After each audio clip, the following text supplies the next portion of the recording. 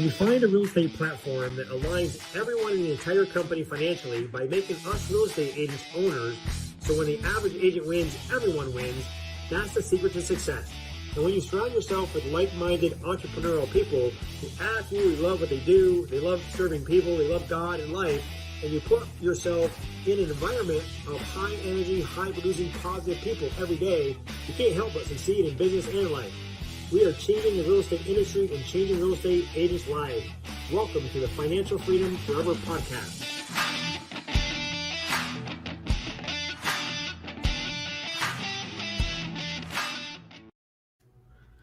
Hey, John, man, I've been waiting for this for weeks for this interview.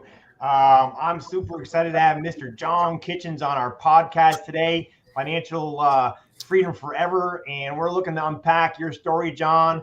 And if people don't know you, I mean, most people that are going to be watching this probably do know you, but I know you're a sought-after coach. You've helped thousands and thousands of real estate agents from around the country. I know your numbers are probably bigger than this, but you've coached more than 12,700 one-on-one coaching calls and logged over 7,338 hours of one-on-one coaching. So that's super impressive. But welcome to our podcast, John. Man, I'm honored to be here, and I know we had to schedule it out a little ways, but we got it in the calendar, and here we are. So I'm excited to dive in and unpack as much as you want to unpack today. All right, fantastic. Well, I just want to bring a lot of value to all of our listeners today. So, hey, whoever's out there listening, make sure that you put your questions for John in the chat box in the comments, and we will try to get them answered for you. But first, tell us your story, John. How it all began. Yeah, I'm a coach's kid. Grew up in the locker room and early mornings out with pops. My dad was in the public school system as a coach and teacher for over 40 years, and so that was just kind of ingrained into my DNA. I knew that I didn't want to be in that realm of coaching because I saw the paychecks and I was like, that's not for me. That's not that doesn't align to even this podcast, the Financial Freedom Forever. Working on that salary and really that occupation, right? Occupation is just something that occupies your time. So being able to go a different path was important for me. But it's funny how things come back full circle, and here I am, 10 years into the coaching side of things, and so it's just pretty crazy how that's come full circle. But for real estate, for me, man, like most agents, default into getting my license, just like a lot of people do for whatever various reasons. And the connector was Michael Reese. Michael and I, junior high school, together. We played golf together. We were actually first roommates in college together. And, I was supposed to be there playing golf. I was on the drinking team instead of the golf team, and just going down a path that was not very good. And so I got yanked out to California with my aunt. She hooked me up with a job in the golf shop there at the semi-private resort that she worked at. And I just, by sheer luck, landed probably with one of the most incredible bosses that you could ever have. And she really poured into me, not just, hey, how to run a golf shop, how to give lessons, but understanding, the marketing side of things, understanding, how to deal with the public, and then how to deal with the dynamics and the politics that come with members, what's going on in food and beverage, go hang out in the kitchen, get to know the chef, get over in lodging, find out, occupancy rates, what turnover is, just everything that you would need to know to really run a business.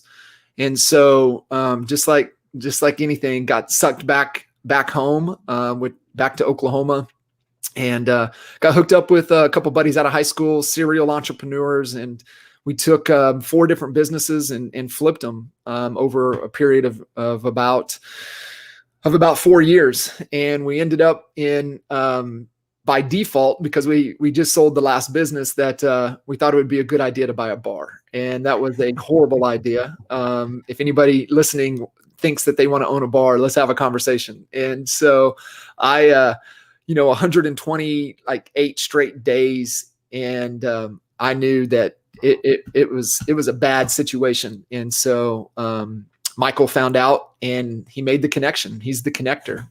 It's funny, living in the small town, I knew who Jay was, but I had never met him. And I knew who he was through all of his branding efforts that he had done. He was on radio, he had billboards, you saw his signs everywhere. And so he was at a growth point to where the wheels on the bus were coming off, and he really needed somebody to come in and stabilize the ship and put systems and processes in to be able to continue the growth that was going on. A little bit, Andre, about our market in Lawton, Oklahoma. The market there only does about 28 to 3,000 total units per year. Okay. That's it. And so we, at that point, when I came on board, that was in 2004, we closed out 340 units that year. And then the next year we went to 430 and then 521 the year after that. And, that kind of reached the pinnacle of kind of what was going on from a units perspective in what we were doing. And then we went through some growing pains and through some growth, and, they started getting kind of sidetracked on other projects and ended up forming what was Kinder Reese Coaching. Okay. And launched that. And then, really understanding how you have to structure your business when you're the main producer, you're the brand, and how do you pull that individual out of the business? And so, we worked through that into 11, 12, and 13 and really understood profitability at a high level, and really understanding the dynamics of how to run a profitable real estate business. And, that was, team, and, at a point of, hey, did we make a decision here to go all in, franchise route, or do we go independent? And we ended up going independent. And so the guys are, we really became the test kitchen for what's working and not working in the real estate space. And the guys built their coaching platform around what we were doing out of Lawton, Oklahoma, and also what Michael was doing in North Dallas. And so 13, 14 timeframe, I had the opportunity. Michael, Jay, and I had always wanted to do something together. So we had an opportunity. Michael's head of operations left. So we made the move to North Dallas, down to Frisco. And that's where we really kickstarted the brokerage. And for us, it's always about iteration. It's always find a better way. Right. And so we were constantly pushing. And we formed this partner route that we were wanting to partner with agents in a market service area. And part of our value proposition was that we were going to deliver four listings for them in their market service area each month. That was the value proposition. Right. And we really made that pivot in the model in 2016. And we went almost from a dead standstill. We did 2.2 million in revenue that year, 262 transactions. And just from start, and we had about 15 partners, and they had a couple buyers agents. But during that time, Andre, that's when we built out the ISA call center, and we had 10 ISAs. We built the model on straight data, and because North Dallas, nobody knows you, right? Your brand, it takes so long to build a brand in a large market. And the lesson that we had learned in the beginning when we started Dallas was, hey, we're just going to do the same thing that we did in Lawton, Oklahoma. It'll be Jay and Michael on the signs, but like nobody knew who the heck they were. And we're trying to grow fast. Right. And so it was really, it was a lot of good lessons learned on that path. And, we had to make a decision, and I had the check on the desk. I signed the check. We were about to jump on radio. And we made the decision, do we go radio or do we go all in on this call center, the ISA model? And we went all in on the ISA model. Instead of sending the check to radio, we hired 4 more ISAs. So we had 10 ISAs in the call center, banging out calls 6 to 7 hours every day, 5 days a week. And we were just calling data and building a database because that was what we needed to create nurtures and opportunities for our partners so we can deliver on our promise. Right. Well, that was 16, and we get rolling into 17. And one of our really good friends, and I had been coaching him since 2012, Al Stasek out of Cleveland. And Al is given a couple Christmas presents, right? And any of you guys listening in, a Christmas present is when your top agents send in their, hey, we need to have a conversation, and I'm leaving. I'm going somewhere else. And that happened, right? We had gotten Al out of production. We had gotten Al out of the business, and he's like, now he's forced, right? Because he's like, Andre, I'm not going back into production. I can't. This is not happening. And see what happens with most agents when they get out of production, it's because they're focused on something else. They're focused on another opportunity.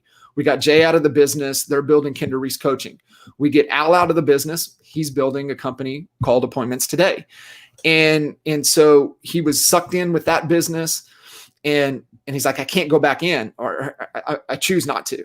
Right. And so he, about that time, because he's in seeker mode, he gets the message. He gets, hey, I would love for you to take a look at this and tell me what I'm missing, from Cliff Freeman. And he watches it. He watches it. He sends it to me. We talk for probably 8 hours, talking through it over the period of a couple days. And then he kicks it over to Jay. And, Al goes all in. And, we're at a critical crossroads of what do we do? Right? What do we do? And we look at it, and our vision. This is so important. Why vision is so critical. The vision for the organization at the time. And so 2016. Just keep in mind, we were a $10 million organization. They were doing $8 million through the coaching organization, and we did a little over $2 million in the brokerage. And we were all, because the brokerage was really kind of a test model for at that NAEA at the time. And so, 10 million in 16, and then 17, and we make the decision. So this is where, when you have a strong vision, it allows you to make better decisions. So the vision is a decision-making filter. And so where most agents are just in this circular world, most people live in a circular world. The reason they live in a circular world is because they don't have a destination that they're trying to get to. They don't know a point B, right? They're just in constant, it's Groundhog Year for them. And so when you have that known destination, then when opportunities or things come at you, then you have a way to make decisions. And so the guys at the time, the vision was 2,000 partners across North America, actually through the US. And so we're 15, 16, whatever. And they're like, can EXP get us to the vision faster? Right? There's always a better way. Right. And they honestly believed that it could. So we're on the phone with Brent Gove, and Brent's like, hey, get your butts to Fort Lauderdale. At the time, that was EXPCon, was in September of 2017 in Fort Lauderdale. And we're like, all right. He goes, here's what I'm going to do. I'm going to give you guys, I'm going to set up. You guys are going to have I need you there for one full day. And he goes, what I'm going to do is I'm going to set you up. You're going to have breakfast with the president. You're going to have lunch with the CEO and founder. And then you're going to have cocktails with the gentleman that's responsible for this opportunity. We're like, okay, great. So we get there the night before, and we walk into the awards banquet, and people walking across the stage. We're like, we coach them. Oh, we coach them. Oh, we know them. We coach them as well. And it was just like, wow, like it felt right.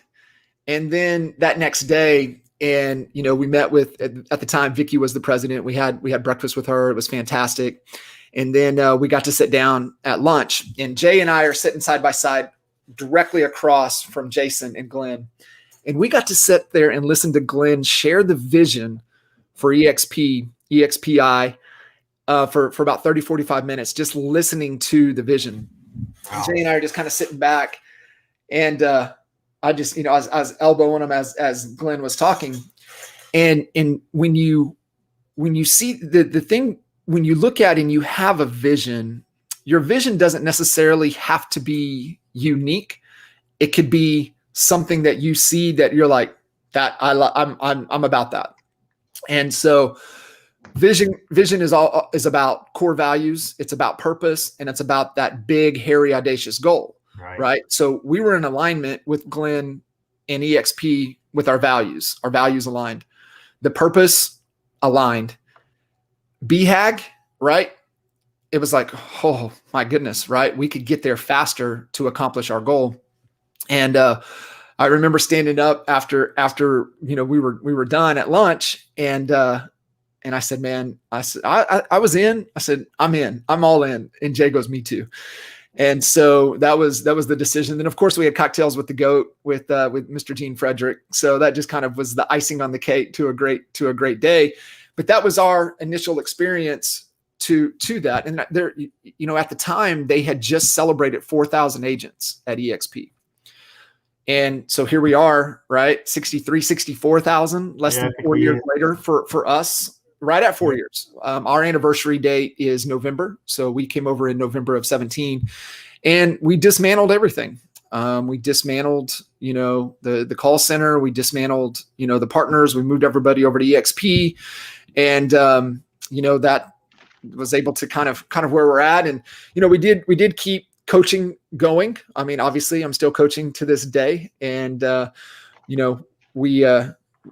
here we are, and it's been a heck of a ride. Yeah. That's for sure. I know when I started working with Jay and Al and Michael there for a while, it was about 2.5 years ago. Well, maybe 2 years ago, forget exactly, but they were at 1,200 agents. They had 1,200 agents in their EXP business.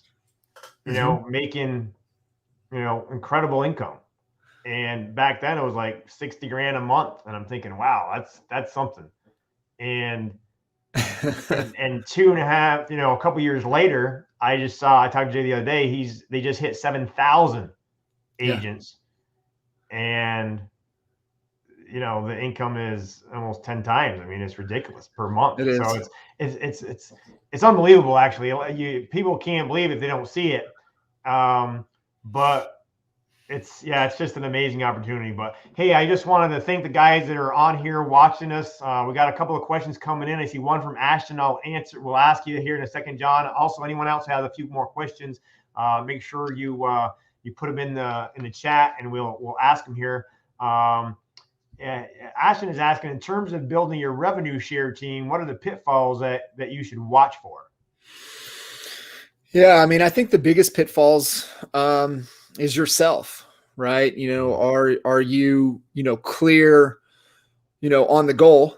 Are you being intentional, right, with the process, and really trusting and following the process? So we always kind of talk about, I just believe, it's all about right things, right order. And so, what is the goal? What is the goal that you're wanting to achieve? What is your current business structure, business model need to be in alignment to make that happen, right? In the beginning, Brent Gove only made calls on Fridays, right? In the beginning, Cliff Freeman could only make calls on Fridays. Then he could make calls on Saturday. And then he started adding additional days until it's his only focus. So there's an evolution and a transition in the model. And, for a lot of agents that I've had to work with, where they get in trouble is that they still have to sell homes, right, and they let go of that too quick to focus on the agent attraction opportunity. And so you have to structure your model and your time in consideration to kind of where you're at financially, and how do you have to maintain cash flow so you don't run out of money. Right. And, you run out of money, then it's, could be game over. So you've got to understand that dynamic. And then you've got to make sure once you kind of understand kind of where you have to be, what is the plan to get there? And then what does my team have to look like in order to execute and hit the goal? And so, Andre, I know you came in, you crank calls for the guys for a period of time, and they were making the calls in the beginning. So it evolves as you evolve. Right. And it's just really being clear. Hey, what's the goal? What do we have to be now? Not forever, but how does the model need to be structured now? And then, executing on the plan in order within the model in pursuit of the vision. And so you have to remember those 4 key things and how those 4 things work together. All right, awesome. Yeah, that's exactly right. I mean, when I left my last coaching position, I didn't have any income, and I had sold a house in 9 years, right? So, and I want to get back in real estate, I had to get my real estate license again, and ended up, working for a friend for about 6 months, being ISA, 40 hours a week. And then on the weekends, evenings, when I had a chance, I would reach out and, call agents that I knew and share the opportunity. And then talking to Jay and Al so much, they offered me a position to work with them. And that's when I started working for them for a year and a half. The idea is, hey, I'll work for you guys 40 hours a week, making inside sales calls for you. And I'll do my thing, in the evenings and weekends when I could, and do that until, I was making at least, 10 grand a month. And hey, it didn't take more than a year it was about a year and a year and 3 months or whatever. We hit the 10 grand a month, and I wanted to make sure it was consistent. So I waited 3 months and then gave them notice that, hey, I'm ready to just go full time. And it took them a few months before they, found someone to replace me. By then I was making $15,000 a month, and that was 6 months ago. And I'm over 30 a month now. It's crazy the amount of, revenue share this thing can build once you put the time and effort in. But you got to do it. You can't just go cold turkey, right? So I agree 100% of what you're saying. And I have some amazing business partners that have helped us, do that, including you guys, because that's it. We're all financially aligned, right?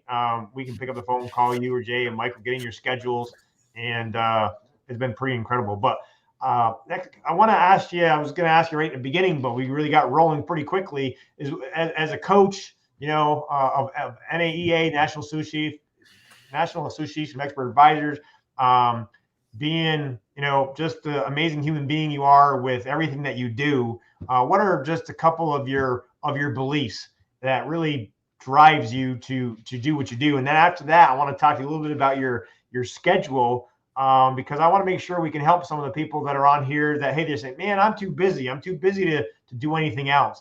And how you time block, because I've seen your schedule and I want to unpack that a little bit. Yeah. From a belief perspective, believe a lot of things, but from the coaching side of things, I do. I believe in coaching. I know, those that have a coach make 3 to 4 times more than those that don't. I do believe in straight up legit coaching. I think that there is, I don't think I know there is a downfall in the industry that anybody thinks that they can be a coach, and right. It's not true. So it's just one of those words that I think gets thrown around too loosely. And so, I believe that, coaches not only need to understand concepts and fundamentals, they need to be able to help the people that they're working with achieve results, not just in their business, but in all other equities of their life. And, I really believe that it has to start with you. If your business is not where you want it to be, it's because you're not where you need to be. And, the ability, your ability is, to grow is absolutely in direct proportion to how much you grow. You want a bigger business, a better business, then you better become a bigger and better leader. I also believe that you can't coach another human being until you can coach yourself. So how well are you leading and coaching yourself? And, none of us are perfect, and we all fall off in certain things. We drop the ball on certain things, but are you holding yourself accountable to what are you going to do about it moving forward? And I think that's kind of, the best way to look at it. And like I said, I believe that there's a code and a sequence to unlock anything that you want in your life. It doesn't matter what equity. It's a right things, right order. There is a sequence and a combination to anything. When you have that combination, you can unlock anything. And so you just have to understand that, if you're not where you want to be, that you just probably don't have the combination in the right order. Because everything's available to us, right? Andre, nothing's new. Everything's out there, right? Just Google it and everything's there. The two things that I see is that, one, people are not getting the right things in the right order, right? They're kind of bouncing around. They don't know how to set the combination. And then the other thing that I see, Andre, is that people can set the combination, but they don't know how to let it bake. So if I give you all the ingredients and right things, right order to make the most amazing cake ever, but yet you don't know the temperature to cook it at, then you're going to mess it up. Something that needs to cook at 350, but you want to rush the process and you want to bake it at 800, how's it going to turn out for you, right? So we had a saying in our office, right? Patiently urgent, right? It's the macro micro. It's what Gary Vee talks about, right? Macro, patience. Micro, freaking you're the duck with the feet underwater. You're going as fast as you possibly can every single day and intentional in your efforts and have the patience to let it cook. And that's really where I think a lot of agents get tripped up, is that they want to crank the temperature when it's just going to destroy what they're trying to build. All right, awesome. Yeah, that's some great advice there. I wanted to ask you, like, your schedule. I've looked at your schedule before. It's time blocked pretty much probably from the time you get up until you go to bed. I see your daily rituals from like 7 to 9:30. I see you have jam time from 9:30 to 10:30, and then from 10:30 to either 6 or 7, like every day, Monday through Friday, you have your 30-minute calls. One right after the other. And then you got family time, after 6 or 7. And how do you, with you being the coach, you have these people are going to call you exactly at their time because they know they only got 30 minutes. So you're ready for them and ready to go. But the average guy that's out there, he's got his listing appointments and he's got a few things that he's got to do that day for sure. But he's time blocked to make his lead calls for new listings or buyers, or his lead calls for agents, for agent attraction. And then something happens, right? Something comes up. Now, what do you tell people so they can stay focused and stay on task, and they can get the consistency of whatever they're doing, ongoing, so they don't get tripped up and, weeks and months go by and they haven't really done those time blocking things, have just kind of gone the wayside. How do you, make sure that doesn't happen? Yeah. I mean, you have to understand, the calendar is a constant work in progress. I've been, really disciplined to the calendar, for the last 17 years, right? This is not, oh, wow, this just happened, right? It happens over time. And, I think the thing that you have to really get clear on is right things, right order, what goes into the calendar. And more importantly, understanding that the calendar is a productivity tool. It's not the number one productivity tool. It's number two. Number one is the word no. And I love how Tim Grover puts it. No is a complete sentence. But when you don't have a vision and you're not clear of what point B is, then you tend to say yes to things that you shouldn't, right? And so when you're moving in that direction, it gives you the decision and you can say no. Calendar, number two. If it doesn't make the calendar, it does not happen. You have to understand that. And so it's right things, right order, what goes in the calendar. And the first thing that goes in the calendar are all of your high lifetime value activities. Those are, you time, that's sleep, that's I love following Hal Elrod from the Miracle Morning. He has his savers. Right.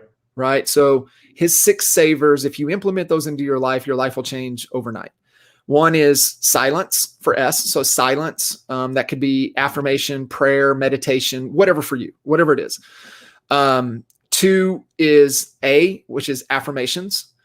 Visualization, vision boards, being able to see it, either see it or see it in our mind, right? Reticular activator fires. We have the vision. We have that vision board. We know what we're trying to accomplish. E is exercise. You gotta have that. You gotta be moving, right? And so where I see a lot of things too, Andre, where people are failing in their business is because they're failing to take care of themselves. So the exercise, reading, right? Consuming, putting the right nutrients into your mind, protecting your mind. And then S is scribing, journaling, getting the thoughts out of your head. And so those are the 6 savers. Another great example is 75 Hard, right? Andy Frisella's program, 75 Hard, it teaches you the discipline, but those are the things that will change your life. And so those go in along with relationships, family time, date night, kiddo time, whatever. All of those high lifetime value activities go into your calendar first. And so let me back up. The way you have to look at this, Andre, is you have to look at it every week, because every week is different. So we have a process we call Sunday Planning 168. Everything I'm talking about here, if you go to sundayplanning168.com, you can download the Sunday planning process that we go through every week. And I really push everybody I work with to implement that into their routine of their week, is setting their week up for success and looking at the 168. So if you back out of 168, that's how many hours we have in a given week. You've got the same, I've got the same, Elon has the same. It doesn't matter. We all have the same. When you back out sleep and maintenance and taking care of ourselves, then that leaves about 100 hours. Out of that 100 hours, you gotta look, okay, let me get all of my high lifetime value activities in for the week. What's left, right? What's left? And let's just say 50-50. That's a good kind of balance. Hey, I got 50 hours for all the high lifetime value activities and other equities of my life. And then I got 50 to work. Well, out of that work, the rule of thumb is 70% of your working time better be allocated to your high leveraged activities. Okay, your HLAs. And your HLAs in this business, and really in any business, it's lead gen, lead conversion, pitching your offer, right? So getting face to face and delivering your value proposition, asking for the business. And, if you're negotiating deals, and then if you're showing properties, you're working with buyers. There's only 4 or 5 things in this business that matters. And what I see with agents, Andre, is that they don't have enough time allocated to the things that matter. And it, show me your calendar. I can tell you what your income is going to be in the next 90 days. So you look at that, and then I got all my high lifetime value activities in first. Next, my high leveraged activities, as well as my MVPs, my most valuable priorities. Okay. And those are the key things that you have to take action on this week. That's moving you closer to your vision. Right? We all have strategic projects inside of our plan that could be priorities, goals, rocks, whatever you want to call them, that we commit to every 90 days. And we have to make sure we're taking action on those, and those are allocated into the calendar. And then, so 50 hours, right? 50 hours working. So 35 hours, 70%, 35 hours to those high leveraged activities. So, it's like, well, John, I'm not showing any properties and I don't have any appointments. Well, good, because then you get to lead gen and lead convert for 35 hours this week. And if you lead gen and lead convert for 35 hours this week, I guarantee you're going to have appointments next week. That's right. So, really understanding, what goes in the calendar in that order. And then third is whatever's left. But if you do it right, there's not going to be any time for anything left. And, agents mix that up. They put all of their work shit in first instead of high lifetime value activity stuff in first, then work. And you have to look at it every week's different, right? You may be at an event, you may be traveling, you may be doing this, that, the other. And you're like, John, I only got 10 hours to work this week. Great. Well, 70%, 7 of those 10 hours better be on your high leverage activities. And when Red flags are when your start and stop times are getting pushed, means you're starting earlier and you're ending later. Those are red flags. And those red flags tend to be that you're probably doing stuff that you shouldn't be doing. That's where we start looking for who's, right? We need some who's to help us overcome these things. It's not how am I going to get it done? It's who do I need to get with that can help me accomplish what I'm trying to accomplish. Right. But long-winded, back to your initial question of, okay, I get it, John, I've got it, but I get derailed, right? Something pops up, client calls, somebody walks in. So where I developed this in the beginning was when I was, keep in mind, I'm running our LaFountain office, 7-figure, revenue real estate company in Lawton, Oklahoma, average sales price of 120. So you do the math on, how much, how many units we're doing. And I started coaching. And so I was like, man, I got to have some buffer time.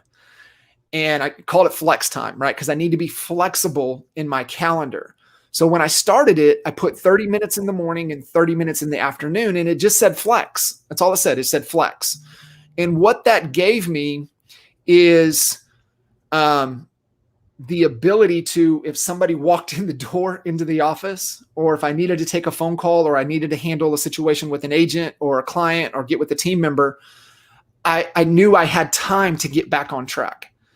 And so that really helped me, is having that flex time and knowing that, hey, I got to get back on task. I also got to make sure that I'm not getting drug in by the force of distraction, right? Distraction is a real thing. And you've got to really try to, you can't eliminate distraction. You just have to try to prevent it as much as you can. So if you need to be in a focused jam session, and what I say with jam sessions, for me, that's like my MVPs, right? That's when I'm working on my most valuable priorities for the week. You could also use jam session as, hey man, this is my time. I'm in the seat. I'm making calls. I'm engaging. I'm following up. I'm sending text messages. I'm shooting, quick little video snippets to try to engage prospects. And so just being able to have that, but the flex time is really, really important. And for me, it evolved over time that it turned to 15 minutes. And then today I don't have any flex time just because I'm so on point with it. But that took 10 years, Andre, to not have flex time in the calendar. So, it's just one of those things that has to evolve as you evolve and you get really disciplined with it and with your time. I strive, I don't know if I'll take it this far, but Tony Robbins is every 15 minutes is calculated, right? And, it's really intentional. And one of the worst things that I see with agents, Andre, is that, hey, I'm going to prospect. And it's like, okay, who are you prospecting?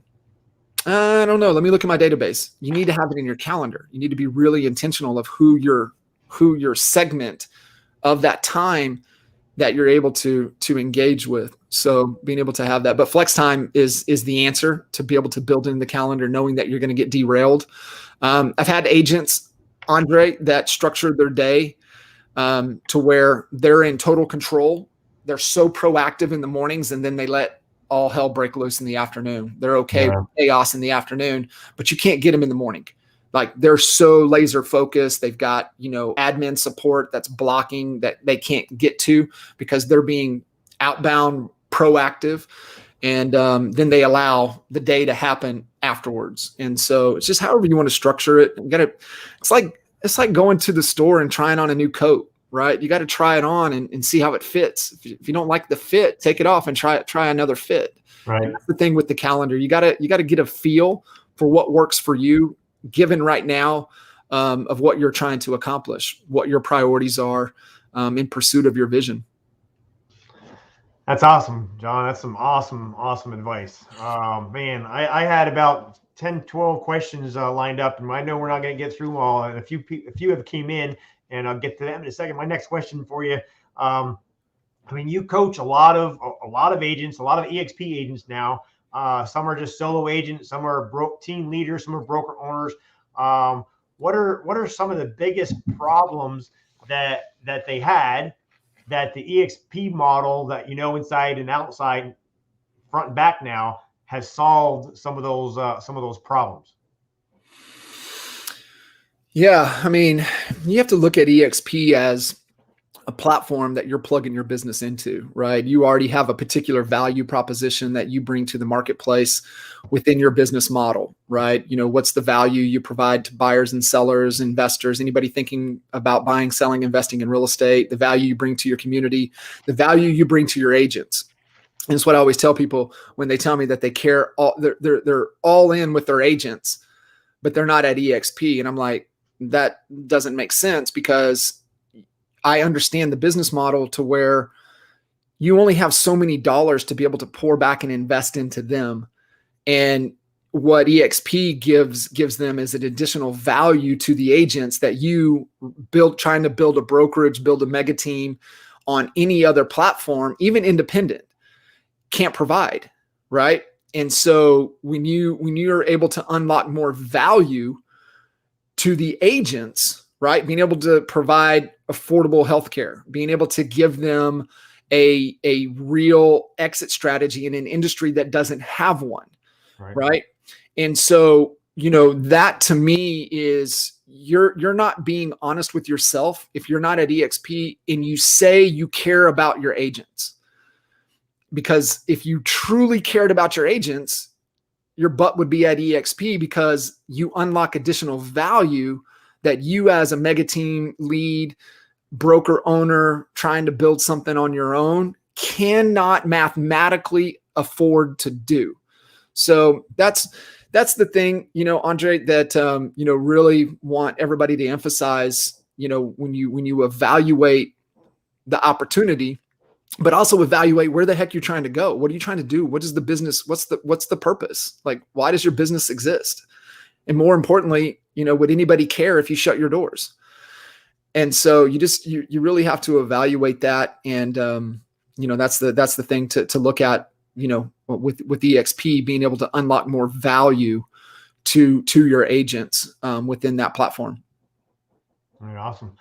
We have Kim Kern asked the question, what's the number one thing we need to do when it comes to vision?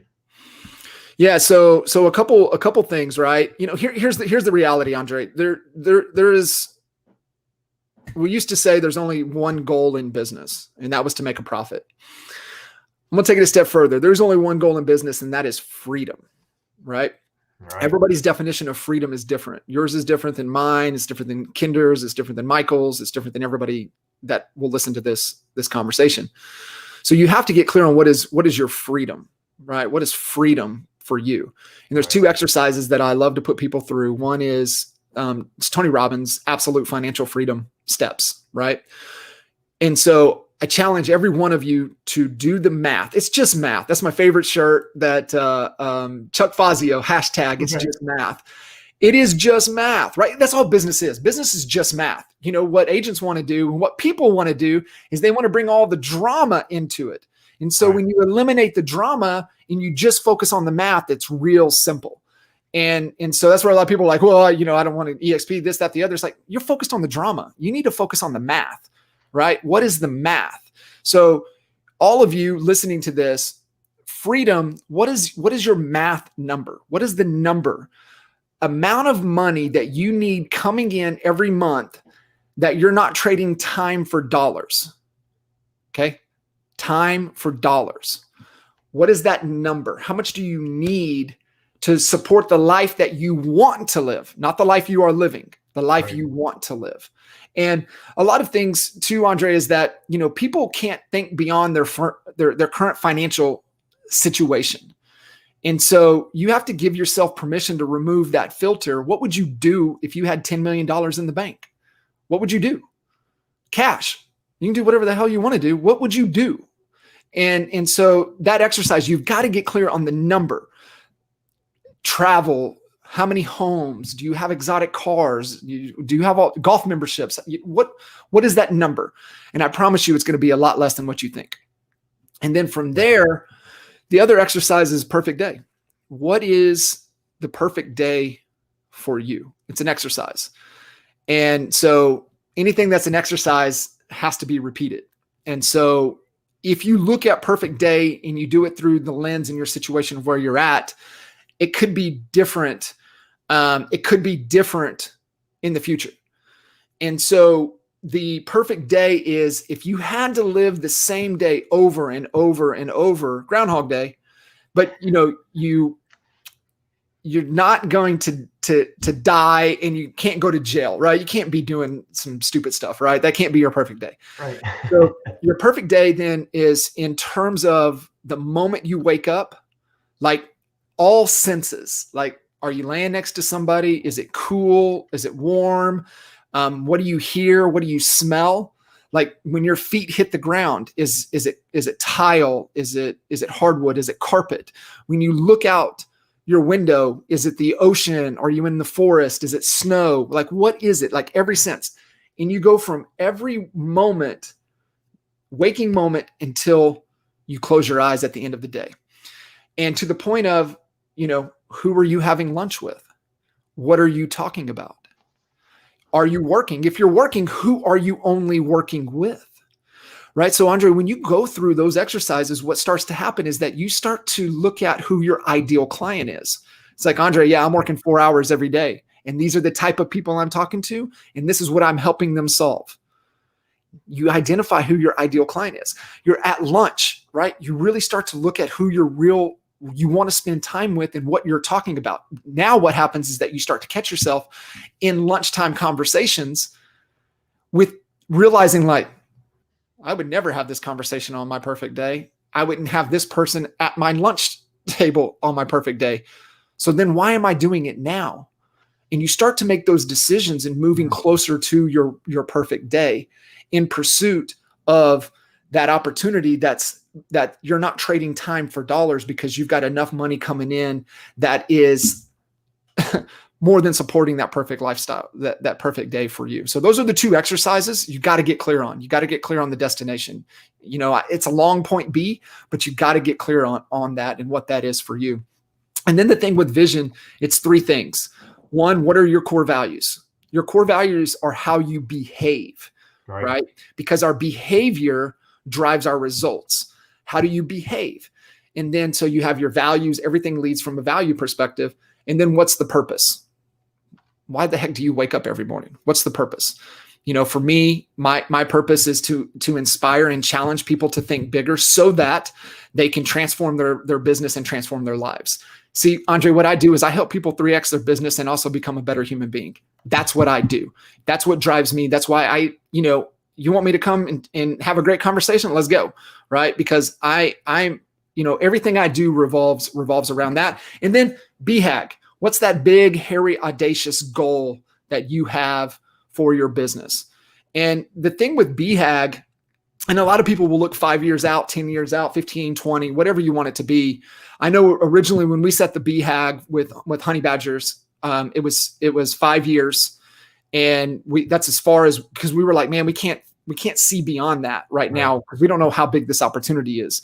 And, I think we accomplished it within 3. Remember the original vision, Andres, 2000. I mean, they did that within 2 years. So, that's vision. You have to understand all 3 components and how they all work together, but it all starts with your values. And that's where you want to pay attention: values, purpose, and BHAG. Awesome, John. That's beautiful.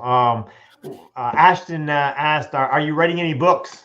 I think I know you read a lot of books every day. I don't know how you schedule those into your calendar, but you got any books you're working on? Yeah, it's funny. I am actually. Yeah.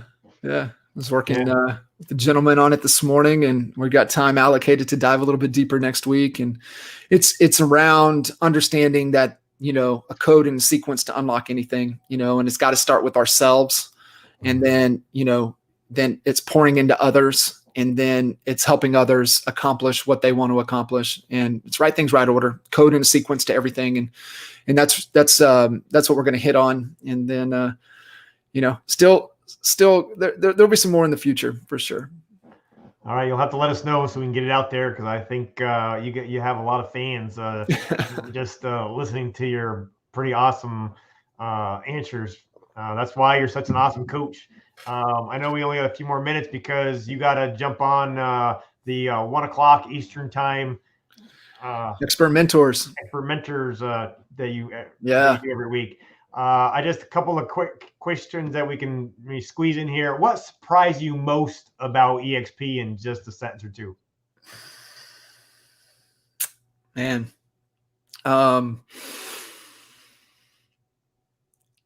it's leadership is everything.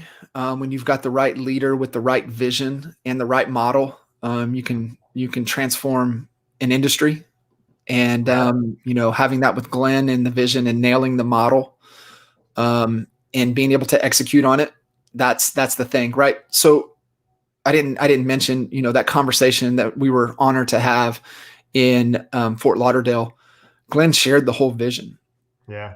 And I remember 2 years later, I was sitting at shareholders and I was texting Kinder and I said, this mofo is executing on the vision like I ain't ever seen. And he has. It's unbelievable. So I would say when you have the right leader with the right vision and the right model, you can change the world. And that's what Glenn's doing. Yeah. We're honored to be at this company and it's a company that we all own together. That's a beautiful thing. If there was just one takeaway you want our listeners to take away from our call today, we had people on here from EXP, people that, maybe thinking about it, people that are anywhere in between. What is the biggest takeaway you want to share with people that are listening today? Yeah. I mean, I think, if you're not where you want to be, is because your future is not big enough. For your present to be better, your future has to be bigger. And that's the biggest constraint, choke point, kink that people have. It's in their thinking. And I just know most people don't think big enough. And so, it's just a great reminder that if you're not where you want to be, is because you haven't envisioned a bigger future. So bigger future, better present. And that's where people need to start. And the question I normally ask at the end, and you already mentioned a couple of books, but what's your all-time favorite, top, I know you probably can't give me one. So your top 2 or 3 books that you've read that really changed the direction of what you do. Yeah, I think, I always, when people ask for a book recommendation, I always say, what problem are you trying to solve? Because, for me to just give you a blanket, book recommendation, it might not mean anything to you because that's not the problem that you're trying to solve. Right. I know, a couple really, foundational ones was Carol Dweck's book, Mindset. I would, that doesn't matter whatever problem you're trying to solve, that book can help. I would say business wise, it was Beyond Entrepreneurship by Jim Collins. He did 2.0 that came out at the end of last year. So Beyond Entrepreneurship 2.0 by Jim Collins. That is a you can build an empire on just that book alone. And it's people, it's leadership, it's vision, it's how to execute. It's incredible. If I was to give you a third one, I would say Outwitting the Devil by Napoleon Hill. Most people don't even know that book exists.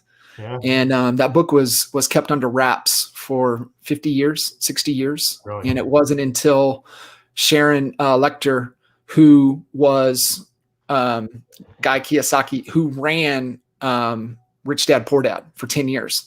She was also on President Bush and President Obama's financial literacy campaign. And she brought back the Napoleon Hill Foundation from nothing. And she got her hands on that transcript and she put her touch on it, but she released that book.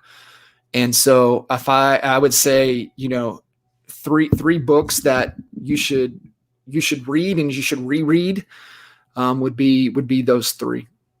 That's awesome. Hey, John, I know you got to jump on another call that you're taking care of. So I just want to thank you for your time today to jump on our Financial Freedom Forever podcast. I know we're going to probably ask you to come on again because there's a bunch of questions that we didn't get to that are from some of the people that have jumped on and myself. So, hey, we really appreciate you, brother. We'll see you in Las Vegas. And we thank you for everything that you do. Yeah, man, I appreciate it. It was an honor and definitely look forward to doing it again. All right, brother. We'll talk to you soon. All right, buddy. See you. All right. Bye.